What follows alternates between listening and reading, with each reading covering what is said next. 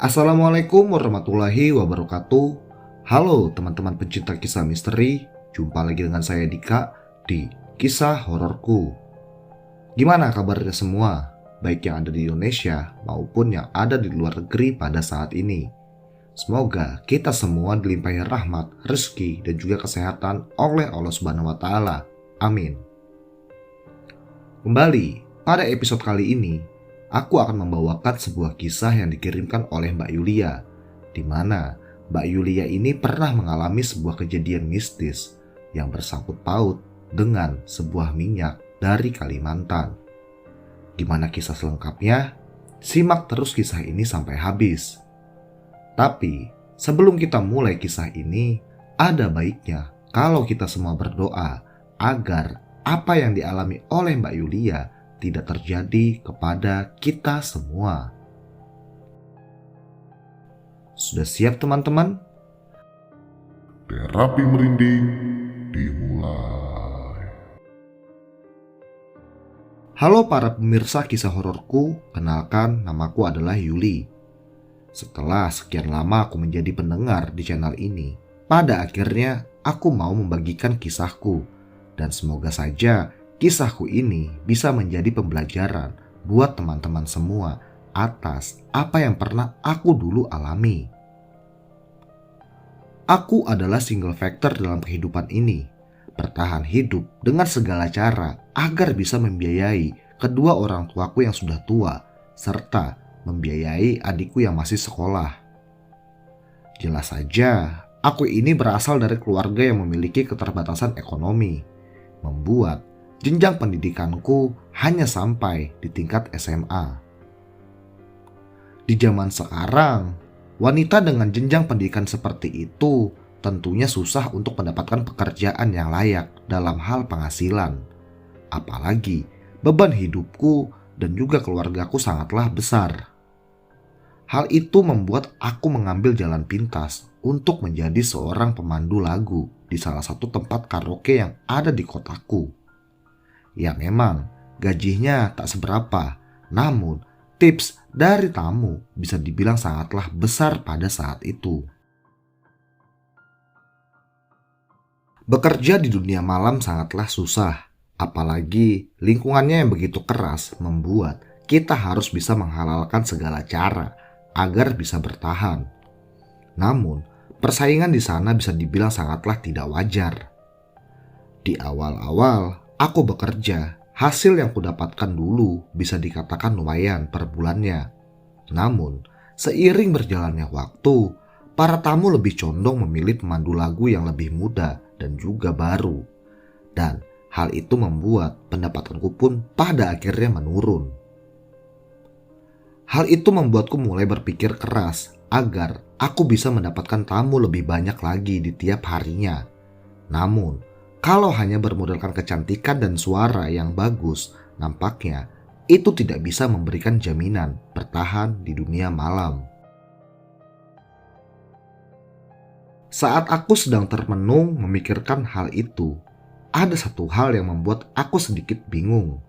Salah seorang temanku yang bernama Bella, yang bisa dikatakan adalah senior di tempat karaoke ini. Bella selalu saja ramai akan tamu yang meminta untuk ditemani. Parasnya sih memang cantik, tapi kalau suara biasalah, bisa saja diadu dengan suaraku. Hal itu pun membuatku sedikit aneh dan ingin tahu apa rahasianya, karena tamu selalu saja mencarinya. Saat jam malam telah tiba, aku pun langsung memberanikan diri untuk bertemu dengan Bella dan bertanya apakah rahasianya. Saat itu aku langsung pergi ke kamarnya dan Bella pun nampaknya antusias menyambutku pada malam itu. Kami pun langsung bercerita banyak hal, dari percintaan, keluarga, bahkan sampai ekonomi. Nah, di momen inilah aku langsung menyampaikan tentang keresahanku yang kini sudah mulai sepi akan tamu. Dan di sini Bella yang mendengarkan nampak terlihat sedih dan juga kasihan karena ia telah tahu beban keluarga yang kini ada di pundakku sangatlah besar. Lantas aku pun bertanya bagaimana caranya agar aku bisa mendapatkan tamu seperti yang Bella alami selama ini. Awalnya, Bella seperti enggan membocorkan rahasianya kepadaku. Namun, dengan sedikit tatapan memelas, aku pun pada akhirnya bisa meluluhkan hati Bella. Kalau kamu mau, kamu harus pakai minyak ini, ujar Bella sambil mengeluarkan sebotol kecil tempat minyak yang aku tak tahu minyak apakah itu. Ini adalah minyak pelet. Bisa dibuat pemikat, bisa juga dibuat untuk menjadi pelet. Jadi, siapa yang melihat kamu akan tertarik dan juga mau menuruti semua permintaanmu, ujar Bella yang menyampaikan hal itu kepadaku pada malam itu. Mendengar hal itu, tentu saja aku langsung kaget. Jujur, selama hidupku, aku belum pernah menggunakan hal-hal yang berbau dengan mistik. Awalnya, aku sempat ragu untuk ikut dengan cara yang Bella tawarkan. Namun, karena aku teringat akan orang tua serta adikku, mau tidak mau, cara itu harus aku tempuh. Di mana kak aku bisa dapat minyak itu? Tanyaku dengan lugu kepada Bella. Nanti, kalau kita op, aku bawa deh kamu ke Mak Narti, ujar Bella kepadaku. Singkat cerita, di malam Jumat, karaoke tempat kami bekerja ini memang libur. Dan di hari itulah, aku dan juga Bella langsung menuju ke rumah Mak Narti untuk meminta minyak tersebut. Pada sore hari, kami sudah berangkat. Dengan bermodalkan tekad dan juga niat, aku langsung menelusuri sebuah perkebunan karet yang bisa dibilang sangatlah asing buatku. Jalan berbatu dan juga becek kami telusuri pada sore itu. Dan pada akhirnya, sesampainya kami di tepi sebuah sungai, aku melihat sebuah gubuk. Dan ternyata di sanalah Mak Narti tinggal sebatang kara. Kami pun disambut oleh Mak Narti. Awalnya, aku kira Mak Narti ini adalah anak muda yang berumur 30 tahunan karena paras dan juga tubuhnya yang masih terlihat sangatlah anggun. Namun, semua itu salah. Ternyata, Mak Narti ini sudah berumur 50 tahun ke atas dan hal itu membuat aku kaget bukan kepalang. Di sana Bella langsung menyampaikan tujuan kami berdua untuk bertemu dengan Mak Narti ini. Lalu, seakan paham, Mak Narti pun langsung mengajakku ke belakang. Aku diberikan sebuah sarung, lalu Mak Narti pun memandikanku dengan air yang telah ia siapkan. Aneh, sungguh aneh. Saat air itu menyentuh tubuh ini, bukan dingin yang aku rasakan, melainkan hawa panas. Panas sekali. Padahal air yang digunakan bukanlah air yang baru dihangatkan. Aku sempat menjerit saat itu, saat air itu menyentuh tubuh ini.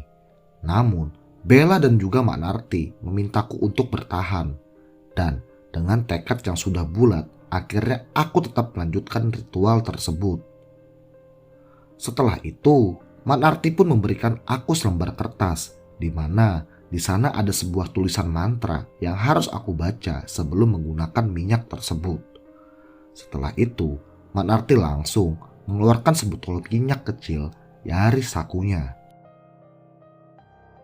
Minyak itu terlihat begitu sedikit, namun Mak Narti berkata kalau minyak itu tidak akan pernah habis, asalkan ia selalu diberi makan tiap bulannya dengan darah, baik itu darah manusia ataupun darah hewan. Dan nanti setiap per 6 bulan sekali, ia juga harus diberi makan emas yang masih berbentuk serbuk. Lantas, aku pun bertanya bagaimana cara menggunakannya.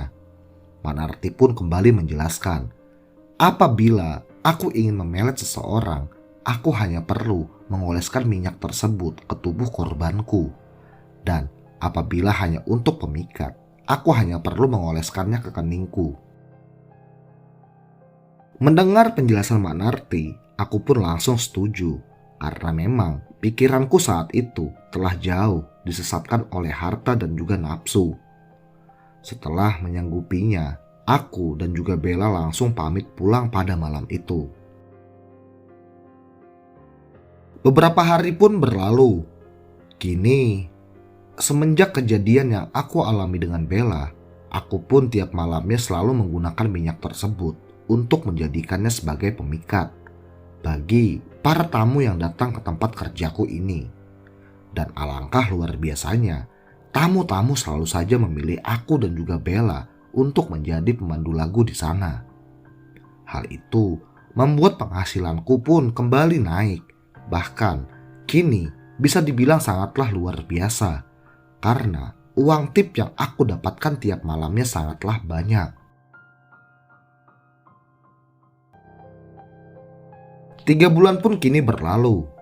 Kini kekayaanku kian bertambah. Bahkan aku sudah bisa membeli rumah dan juga sebidang tanah di kampungku. Aku saat itu sangatlah dibutakan oleh materi hingga aku terus-menerus menggunakan minyak itu. Bahkan kini aku merasa ketergantungan dengan minyak tersebut. Dan 1 tahun setelahnya, kini aku sudah tidak lagi bekerja di dunia malam karena aku sudah bisa membuka usaha butik sendiri. Hingga di suatu ketika aku mendapatkan sebuah kabar duka yang membuat aku sangatlah kacau. Di mana pada saat itu orang tuaku yang ingin bertemu denganku dan berkunjung ke rumahku yang ada di kota mengalami kecelakaan maut yang harus merenggut nyawa mereka berdua. Hal itu sungguh membuatku kacau. Semangat hidupku selama ini telah berpulang karena kecelakaan maut tersebut. Hampir tiap malam aku bermimpi melihat kedua orang tuaku di kerangkeng dan dijaga oleh sosok makhluk gaib yang begitu mengerikan. Mereka selalu saja menjerit kesakitan akibat siksaan dari para makhluk bertubuh besar dan berbulu tersebut. Hal itu pun membuat aku menjadi ketakutan hebat. Aku masih tidak tahu apa yang menyebabkan hal itu bisa terjadi. Walau kini hidupku telah bisa dibilang bergelimangan harta, tapi jujur aku merasakan tidak tenang dengan teror yang selama ini aku rasakan. Lantas, aku pun mencoba mencari tahu tentang penyebab teror yang terjadi dalam hidupku ini. Aku pun mencoba untuk berkonsultasi dengan salah seorang ulama yang ada di kotaku ini. Beliau pun menyampaikan, hidup mati itu sudah ditentukan. Bagaimanapun proses kematiannya, itu adalah takdir. Akan tetapi, teror yang aku alami adalah sebuah dampak dari perbuatanku sendiri yang disebabkan oleh minyak yang dulu aku peroleh dari Mak Narti. Hal itu pun sontak membuat aku kaget. Ternyata minyak yang selama ini aku pergunakan kini malah membuat hidupku menjadi tidak tenang. Beliau pun menyarankan agar aku tidak lagi menggunakan minyak tersebut dan membuangnya. Sontak saja aku langsung setuju karena aku merasa percuma hidup dengan penuh harta, akan tetapi aku malah tidak tenang menjalaninya. Setelah pulang dari rumah ulama tersebut, aku lantas langsung membuang minyak yang dulu aku dapat dari Mak Narti. Aku langsung membuangnya di sebuah sungai yang ada di kotaku ini. Namun, keanehan pun langsung terjadi setibanya aku sampai di rumah. Minyak itu malah kembali ada dalam lemari bajuku. Padahal aku yakin kalau tadi aku sudah membuang minyak tersebut. Tak habis cara, aku pun kembali membuang minyak tersebut. Dan hal yang sama kembali terjadi. Minyak itu tetap saja kembali, padahal sudah beberapa kali aku mencoba untuk membuangnya.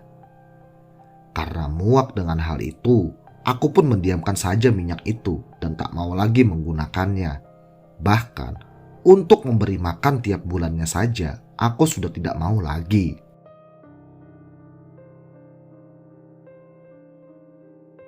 Tapi keanehan pun kini terjadi, di mana tepat pada malam aku harus memberi makan darah kepada minyak tersebut.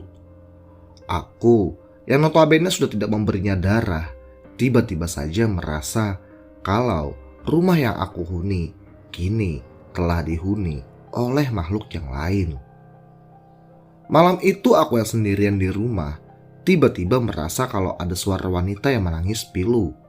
Dan suara itu berasal dari lemari tempat aku menyimpan minyak tersebut. Aku yang penasaran pun mencoba memberanikan diri untuk melihat isi dalam lemari tersebut. Mengapa ada suara wanita yang menangis di dalamnya? Saat aku membuka pintu lemari tersebut, tiba-tiba saja sebuah wajah pucat dengan bola mata yang hitam kini telah ada di dalam lemari tersebut. Ia menangis sambil menatap tajam ke arahku. Hal itu pun sontak membuat aku kaget. Aku langsung menjerit histeris ketakutan. Namun sosok itu langsung berdiri dan menatap tajam ke arahku. Jelas sekali aku melihat kalau sosok kuntilanak itu ada tepat di hadapanku. Dan seketika saja semenjak kuntilanak itu muncul, seisi kamarku dipenuhi dengan bau busuk yang sangatlah tidak enak. Kuntilanak itu terlihat menjerit, seakan-akan ia marah kepadaku. Kini, pada akhirnya, aku tahu bahwa sosok makhluk inilah yang selama ini tinggal di dalam minyak tersebut. Sosok itu langsung terbang melayang mendekatiku, dan ia juga langsung menjulurkan kedua tangannya ke arahku, seakan-akan ia ingin mencekik leherku pada malam itu. Aku yang sudah tak berdaya pun hanya bisa berteriak minta tolong. Dan untungnya, para tetanggaku mendengar jeritan minta tolongku pada saat itu. Mereka semua datang berbondong-bondong ke arah rumahku untuk memberikan pertolongan kepadaku.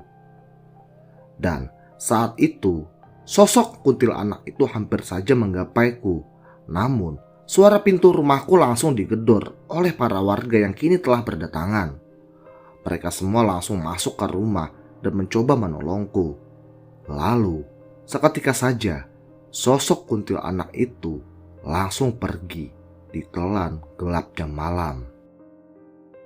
Para warga yang datang ke rumahku pada saat itu heran mengapa seisi rumahku pada saat itu berbau busuk. Aku pun lantas menjelaskan kepada mereka semua tentang kejadian yang baru saja menimpa diriku. Pada malam itu pun, aku langsung membawa minyak tersebut ke rumah ulama yang ada di kotaku ini. Dan sesampainya di sana, aku pun langsung menceritakan kejadian yang baru saja aku alami. Hal tersebut membuat ulama itu kaget. Ia juga melihatku masih menyimpan minyak petaka tersebut. Lalu, aku pun menjelaskan kalau minyak itu selalu kembali saat aku telah membuangnya. Kemudian, atas permintaan dan juga pertimbangan beliau, pada akhirnya minyak itu pun kuserahkan kepada ulama tersebut agar aku tidak lagi diganggu ataupun diteror oleh sosok makhluk mengerikan itu.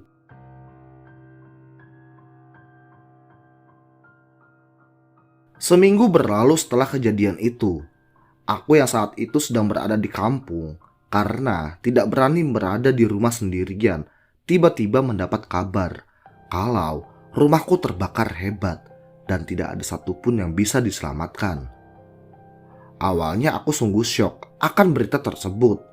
Namun aku sadar kalau selama ini uang yang aku dapatkan untuk membeli rumah itu bisa dibilang melalui hal yang tidak halal, yaitu dengan cara menggunakan minyak tersebut. Aku pun hanya bisa bersabar dengan keadaan itu. Seminggu setelah kabar kebakaran rumahku, kini aku kembali mendapatkan kabar yang begitu menghebohkan, di mana toko bajuku mendapat kabar kalau toko itu telah dibobol oleh maling. Semua uang yang ada di sana pun ludes diambil, bahkan barang-barangnya pun diacak-acak sehingga tidak layak lagi untuk dijual kembali. Aku yang heran mencoba mengecek CCTV yang ada di sana. Dan ternyata maling yang membongkar tokoku itu adalah sosok kuntilanak yang dulu pernah datang dan ingin membunuhku. Aku pun hanya bisa bersabar menghadapi semua itu. Aku masih bersyukur kalau aku masih bisa diberi hidup agar bisa bertaubat. Dan kini alhamdulillah aku sudah hidup sederhana di kampung, di rumah orang tuaku dulu bersama dengan adikku.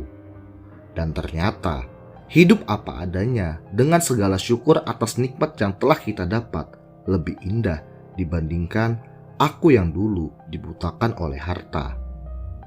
Baiklah teman-teman, mungkin itu dulu kisah yang bisa aku bagikan. Semoga kisah dan juga pengalamanku ini bermanfaat. Saya Yuli, pamit, wassalam. Terima kasih buat Mbak Yuli yang telah sudi membagikan kisahnya di channel Kisah Hororku. Sungguh, cerita yang memiliki pembelajaran yang luar biasa buat kami semua. Bagi teman-teman yang ingin membagikan kisah seperti Mbak Yuli, bisa kirim via email yang ada di deskripsi ya. Terima kasih juga buat teman-teman yang telah menyimak kisah ini sampai habis. Jangan lupa dukung terus channel ini agar lebih berkembang dengan cara like, komen, serta subscribe. Saya Dika, pamit. Sampai jumpa di episode selanjutnya. Wassalam. Terapi merinding selesai.